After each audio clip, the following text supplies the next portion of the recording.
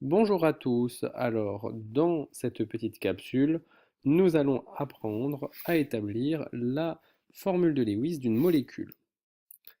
Alors, pour commencer, nous allons commencer par deux petits rappels de secondes, d'abord sur la constitution de l'atome, puis sur comment obtenir la structure électronique. Alors, un atome, c'est constitué d'un noyau qui est chargé positivement, autour duquel vont graviter des électrons qui, eux, sont chargés négativement, mais ça, vous le saviez déjà. Le noyau qui est chargé positivement contient des particules élémentaires que l'on appelle les nucléons, et il existe deux types de nucléons, les protons et les neutrons, qui se trouvent donc dans le noyau. Donc voilà pour la constitution du noyau. On doit absolument savoir lire la notation symbolique du noyau, c'est-à-dire qu'on le note toujours de la façon suivante, X, Z, A. Alors X correspond en fait au symbole de l'atome que l'on considère, par exemple H pour l'hydrogène, ou bien Cu pour le cuivre. Le nombre A, donc on va lui associer deux nombres au noyau de l'atome. Le nombre A que l'on appelle le nombre de masse, et qui nous donne son nombre de nucléons, c'est-à-dire la somme du nombre de protons et du nombre de neutrons, et le nombre Z, que l'on écrit en bas à gauche, et qui, lui, est le numéro atomique, c'est-à-dire en fait le nombre de protons qui est contenu dans le noyau de l'atome. Alors voilà pour les rappels sur la notation d'un noyau. Maintenant, comment peut-on obtenir le nombre de neutrons? Eh bien c'est relativement simple, il suffit de faire le nombre de masses moins le numéro atomique de l'atome. Et comment obtient-on le nombre d'électrons contenus dans l'atome? Eh bien, là encore, c'est plutôt simple. Vous savez qu'un atome, c'est électriquement neutre. Il contient nécessairement donc autant de protons que d'électrons. Ce qui signifie simplement que le nombre Z, numéro atomique, qui est écrit en bas, nous indique à la fois le nombre de protons de l'atome, mais aussi son nombre d'électrons, dans la mesure où un atome est neutre. On va faire deux petits exemples très rapides. Alors, rapidement, essayez de trouver, en faisant pause sur la vidéo, la composition de cet atome, c'est-à-dire combien il contient de protons, de neutrons et d'électrons. Et voici la réponse. Alors, bien évidemment, dans le noyau, on va trouver les protons et les neutrons. Ici, on voit un chiffre 6 écrit en bas, ce qui signifie que le numéro atomique vaut 6. L'atome contient donc 6 protons. Pour obtenir le nombre de neutrons, on fait le nombre de masse moins le numéro atomique. Donc on fait 12 moins 6 et on obtient là encore 6 neutrons. Et enfin, on sait que le nombre d'électrons est égal au nombre de protons, puisque l'atome est neutre. Autrement dit, il y a ici 6 électrons. On recommence sur un autre exemple. Je vous laisse pareil, vous pouvez faire pause si vous voulez tenter seul. Et on trouve là facilement de nouveau que le nombre du bas nous indique le nombre de protons de l'atome, c'est-à-dire ici 29 protons dans cet atome de cuivre, auquel on doit ajouter des neutrons qui se trouvent dans le noyau. Pour obtenir leur nombre, on fait le nombre du haut moins le nombre du bas, c'est-à-dire 63 moins 29, et on obtient donc 34 neutrons. Enfin, on sait qu'il y a toujours autant d'électrons que de protons, ce qui signifie ici qu'on a 29 électrons dans un atome de cuivre. Maintenant, la deuxième chose que l'on doit réviser de la classe de seconde, c'est finalement la façon dont vont s'organiser les électrons autour du noyau. Les électrons d'un noyau vont se répartir en fait sur ce qu'on appelle des couches électroniques qui sont de plus en plus éloignées du noyau. Et on va les nommer dans l'ordre. Celle qui est la plus proche du noyau, on l'appelle la couche K, puis viennent les couches L, M, N, et ainsi de suite. On suit ensuite l'ordre alphabétique. Et du coup, la question c'est combien d'électrons se trouvent sur chacune de ces couches. Alors, là encore, vous avez appris cela en classe de seconde, et vous savez que l'on remplit les couches toujours dans l'ordre, c'est-à-dire en commençant par la couche K, puis Une fois que la couche K est pleine, on passe à la couche L, et que lorsque la couche N est remplie, on passe à la couche M. Et vous savez aussi que chaque couche ne peut contenir qu'un certain nombre d'électrons. La couche K est pleine avec 2 électrons, la couche L peut aller jusqu'à 8 électrons avant d'être remplie, et la couche M peut contenir, elle, 8 électrons. Alors faisons rapidement un exemple qui est le suivant. Par exemple, si je dois trouver la structure électronique de l'atome de chlore, eh bien, je sais que l'atome de chlore a pour numéro atomique 17, ce qui signifie qu'il contient 17 protons, donc 17 électrons. Ces 17 électrons, je vais devoir les répartir dans les couches K, L, M. Bien évidemment, je commence par la couche K, dans laquelle je peux mettre 2 électrons. Une fois que j'ai mis 2 électrons, il m'en reste encore donc 15 à placer. Je passe donc à la couche L, dans laquelle je peux mettre 8 électrons. Ce faisant, j'ai placé un total de 10 électrons et je dois en placer 17. Il me reste donc 7 à en placer. Et ces 7 électrons viennent se mettre dans la couche M. On obtient donc la structure électronique K2L8M7 pour l'atome de chlore. Je vais faire pareil pour l'atome d'oxygène qui contient 8 protons et donc 8 électrons, puisqu'un atome est neutre. Et je vais donc commencer par placer des électrons dans la couche K, dans laquelle je peux en placer 2. En ayant placé 2, il m'en reste encore 6 à placer pour arriver aux 8 électrons au total de l'atome d'oxygène. Et donc, je vais les placer dans la couche L. Cette fois, il n'y aura pas de couche M dans cet atome. Et la structure électronique de l'atome d'oxygène est donc K2L6. Je passe à l'atome de magnésium, là, sans grande surprise, K2L8, ce qui me permet d'avoir placé 10 électrons. Et la couche L étant pleine, je dois passer à la couche M pour placer les 2 derniers électrons qui me permettent d'arriver à 12, qui sont le nombre d'électrons de l'atome de magnésium. Et on obtient la structure électronique K2L8M2. Donc, voilà pour la structure électronique. Et on va pouvoir maintenant voir comment, à partir de cette structure électronique, eh bien, on peut obtenir la formule de Lewis de l'atome. Alors, c'est le troisième petit point de cette capsule, c'est comment obtenir la représentation de Lewis de l'atome. Alors, un peu de texte à recopier. Sur le schéma de Lewis d'un atome, on va seulement dessiner en fait les électrons de la dernière couche de la structure électronique, c'est-à-dire la couche la plus à l'extérieur de l'atome, puisque ce sont ces électrons qui vont être les plus accessibles par l'extérieur et qui vont donc être utilisés dans les réactions chimiques, puisqu'en fait, les réactions chimiques en chimie ne vont consister qu'en des échanges d'électrons finalement.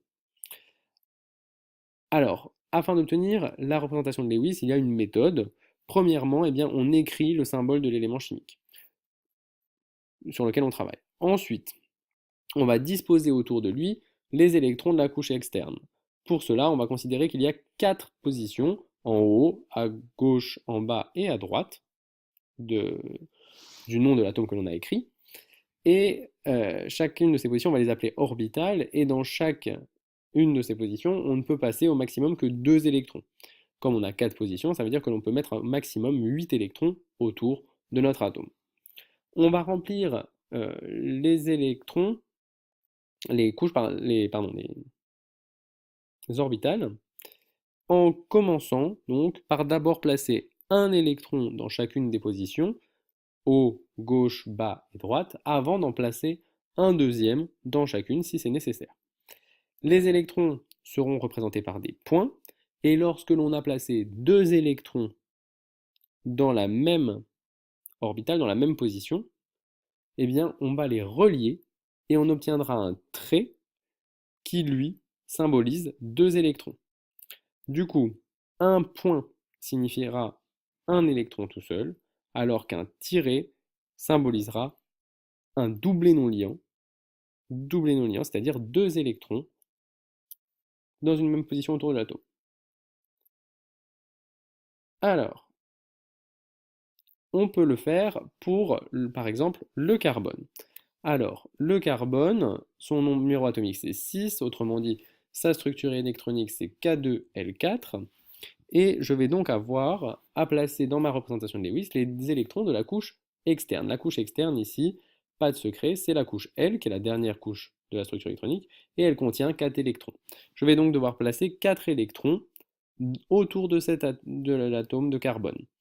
Et je me rappelle que j'ai 4 positions, haut, gauche, bas et droite. Et je vais commencer par placer d'abord un électron. Eh bien, pourquoi pas, on peut commencer par exemple par la position du haut. Je place un électron dans la position du haut, puis un électron dans la position de gauche, puis un électron dans la position de bas, puis un électron dans la position de droite. Ce faisant, j'ai placé mes 4 électrons et je devais placer 4 électrons puisqu'il y a 4 électrons sur la dernière couche de l'atome de carbone. Et j'ai donc obtenu la représentation de Lewis de carbone. La représentation de Lewis du carbone, c'est donc finalement que le carbone est entouré de 4 électrons célibataires. Nous allons faire un autre exemple. On va prendre l'exemple de l'oxygène. L'oxygène Z égale 8 et sa structure électronique donc K2L6. Cette fois-ci, je vais donc avoir 6 électrons à placer autour de l'atome d'oxygène. Ce que je vais faire, donc là encore, je commence par mettre d'abord un électron dans chacune des positions.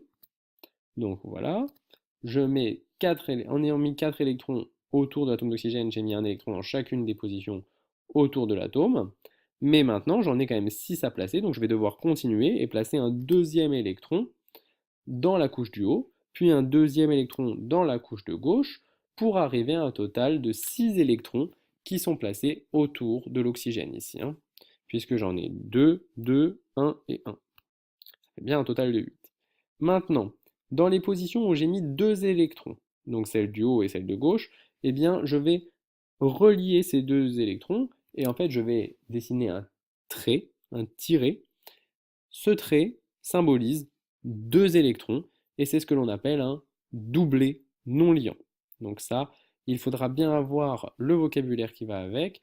Donc un trait c'est 2 électrons, c'est un doublé non liant et un point c'est un électron célibataire et ça ne représente qu'un seul électron.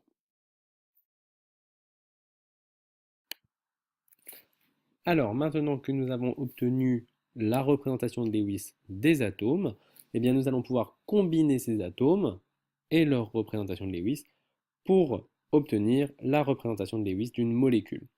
Alors, une règle toute simple à retenir, c'est que dans la représentation de Lewis d'une molécule, il ne doit pas rester d'électrons célibataires. Ils doivent tous s'être associés à un autre électron.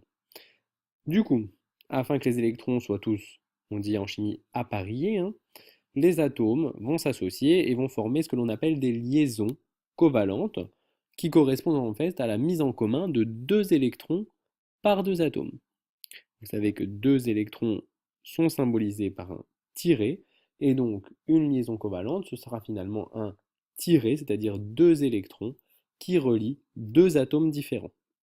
Alors, prenons tout de suite des exemples, ce sera plus facile, plus parlant. Voici, donc nous allons essayer de nous intéresser à la molécule d'ammoniac. La molécule d'ammoniac, elle est constituée d'un atome d'azote, dont la représentation de Lewis est la suivante, un doublé non liant et 3 électrons célibataires. Et dans la molécule d'ammoniac, on a aussi 3 atomes d'hydrogène, pardon. Du coup, je vais dessiner les atomes d'hydrogène. Je commence par dessiner un premier atome d'hydrogène, et chaque atome d'hydrogène n'a qu'un seul électron dans sa couche externe. Autrement dit, c'est un atome d'hydrogène avec un électron célibataire sur sa couche externe. Je place un deuxième atome d'hydrogène, puis un troisième atome d'hydrogène, et maintenant, je vais devoir associer les électrons ensemble pour pouvoir former des liaisons qui vont relier des atomes et permettre qu'il n'y ait plus d'électrons tout seul. Ce faisant, donc, je vais tracer, voilà, hein, ici on a 2 électrons que l'on peut relier, il a encore en bas 2 électrons que l'on peut relier, et ici encore 2 électrons que l'on peut relier. Ces liaisons, attention, sont bien appelées des liaisons covalentes, car elles relient 2 atomes, à ne pas confondre, attention, avec le doublet non liant, hein, qui était toujours présent sur l'azote et qui ne relie à aucun autre atome. Et là, on a obtenu donc la représentation de Lewis de la molécule d'ammoniac, sachant que dans cette molécule, il n'y a plus aucun électron célibataire. Les atomes se sont combinés et ont formé des liaisons, de sorte qu'il n'y ait plus d'électrons célibataires. On va faire la même chose sur un autre exemple tout de suite. L'exemple de la molécule de dioxyde de carbone. Le dioxyde de carbone contient deux atomes d'oxygène. On l'a vu tout à l'heure, la représentation de Lewis d'un atome d'oxygène, ce sont deux doublés non liants à chaque fois, et deux électrons célibataires. De la même façon, on a ici l'atome d'oxygène avec deux doublés non liants, deux électrons célibataires. Et on a aussi un atome de carbone. Un atome de carbone, on l'a vu tout à l'heure, sa représentation de Lewis se fait avec 4 électrons célibataires autour de lui. Maintenant, je vais associer les électrons, 2 à 2 entre les atomes, et former des liaisons. Si je le fais, je vois rapidement bien, que je peux relier ces deux électrons. Je peux aussi relier ces deux électrons-là et former une liaison. J'aurai donc formé une double liaison entre le carbone et l'oxygène, et si je continue, je peux faire pareil de l'autre côté. De cette façon, tous les électrons sont appareillés, il ne reste plus d'électrons célibataires et j'ai obtenu la représentation de Lewis de la molécule de dioxyde de carbone. Donc, voilà, dans la juste petite remarque, dans la molécule de dioxyde de carbone, on voit apparaître des doubles liaisons carbone-oxygène. Ensuite, je peux continuer et nous allons voir, dernière petite chose, comment repère-t-on s'il y a ou non des charges à positionner sur la molécule? Eh bien, pour cela, il suffit de comparer le nombre d'électrons que chaque atome a dans la représentation de Lewis avec le nombre d'atomes, le nombre d'électrons qu'il est censé avoir dans la représentation de Lewis de l'atome. Si l'atome a plus d'électrons dans la molécule que ce qu'il a habituellement, dans son schéma de Lewis classique, alors ça veut dire qu'il possède trop d'électrons. Et dans ce cas-là, on va inscrire un signe moins, il portera une charge négative. Si l'atome a à l'inverse moins d'électrons dans la molécule que le nombre d'électrons que son schéma de Lewis indique habituellement, eh bien, dans ce cas, il est chargé positivement puisqu'il lui manque un électron, il lui manque une charge négative. Il sera donc positif et on inscrit une charge plus. Prenons tout de suite des exemples, ce sera plus parlant. Alors, si on prend ici l'exemple de la molécule d'ammoniac, d'ammonium, pardon. La molécule d'ion ammonium, eh bien, en fait, donc on a sa représentation de Lewis. Je fais juste apparaître en rouge les électrons de chaque doublé, de chaque liaison covalente, pour que l'on voit bien les électrons. Maintenant, je vais simplement compter ceux qui appartiennent réellement à l'azote, donc au centre de l'ion. Et donc, si j'entoure les électrons qui appartiennent réellement à l'azote, je me rends compte que l'azote ne possède en réalité que 4 électrons autour de lui. Et si je le compare à son schéma de Lewis habituel, qui est ici en haut, à droite, je me rends compte que habituellement, dans le schéma de Lewis de l'azote, il doit y avoir un total de 5 électrons. Ce qui veut dire que dans la molécule, l'atome d'azote possède un électron de moins que ce qu'il possède habituellement. Ce qui veut dire qu'il lui manque un électron. S'il lui manque un électron, il lui manque une charge négative et l'atome sera donc chargé positivement. Je vais donc inscrire une charge positive, c'est-à-dire que voilà, on inscrit une charge positive à côté de la zone d'azote pour préciser que cet atome, il lui manque un électron. Les atomes d'hydrogène, eux, possèdent tous un électron dans leur périphérie, Et c'est normal, c'est ce qui correspond au schéma de Lewis habituel de l'atome d'hydrogène. Ils sont donc neutres, ils possèdent le bon nombre d'électrons dans la molécule. Maintenant, prenons un autre exemple, par exemple le cas du monoxyde de carbone. Alors, le monoxyde de carbone, on a sa représentation de Lewis, et on peut faire apparaître sur, donc la voici, hein, et on peut donc faire apparaître les électrons, puisqu'on sait que chaque trait correspond à 2 électrons. Je fais d'abord apparaître en orange les électrons qui appartiennent réellement au carbone, et maintenant en vert ceux qui appartiennent réellement à l'oxygène. Et je vais comparer le nombre d'électrons que possède chacun au schéma de Lewis habituel de l'atome. Ici, je me rends compte que dans cette représentation de Lewis de la molécule de monoxyde de carbone, le carbone possède 5 électrons, alors qu'un carbone est censé posséder un total de 4 électrons. Autrement dit, il a donc un électron de trop. S'il a un électron de trop, eh bien, il va falloir indiquer qu'il porte une charge négative, puisqu'il a un électron en trop. Donc on pourra associer une charge moins à l'atome de carbone. L'atome d'oxygène, lui, possède en réalité dans la représentation de Lewis de la molécule 3 plus 2, 5 électrons qui sont représentés en vert. Alors que habituellement, il est censé avoir autour de lui 2 plus encore 2, ce qui fait un total de 4, plus encore 1 et 1, soit un total de 6 électrons autour de lui. Et il n'en a que 5. Il lui manque donc un électron. Le fait qu'il lui manque un électron signifie qu'il est donc chargé positivement. Je vais donc associer une charge plus à l'atome d'oxygène. Et voici la représentation de Lewis du monoxyde de carbone avec les charges associées aux atomes. Alors voilà, nous avons appris comment, nous avons d'abord révisé comment retrouver la structure électronique d'un atome, et nous venons de voir comment dessiner la représentation de Lewis de l'atome, puis celle de la molécule, et comment trouver les charges qui y sont associées. Je vous laisse vous entraîner sur les différents exercices de niveau 1 ou de niveau 2 ou de niveau 3.